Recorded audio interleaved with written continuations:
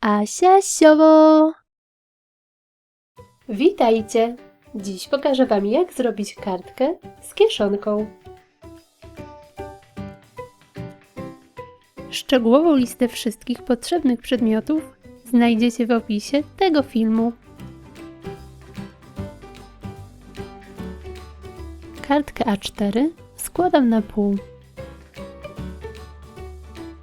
Z papieru do pakowania prezentów wycinam prostokąt o wymiarach 21 na 15 cm. Przyklejam go do połówki kartki.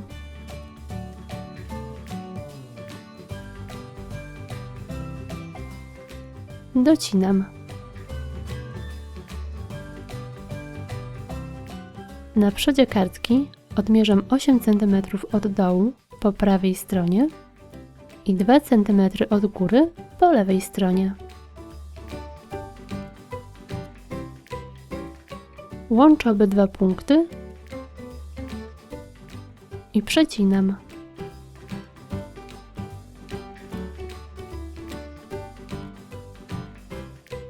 Dół i bok kartki pokrywam klejem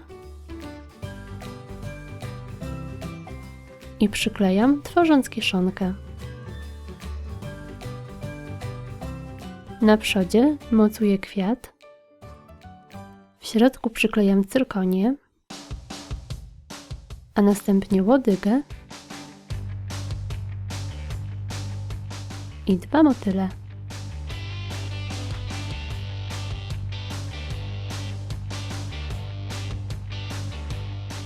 Wycinam wydrukowane życzenia.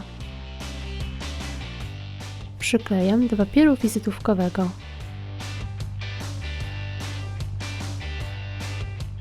Wycinam, zostawiając około 1 cm przy każdym boku. Kartkę umieszczam w kieszonce. I gotowe! Taka kartka będzie fajnym prezentem na Dzień Matki, Dzień Ojca, urodziny czy inne okazje.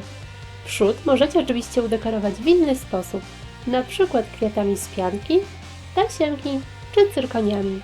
Zachęcam Was gorąco do subskrypcji mojego kanału. Pozdrawiam! Pa, pa!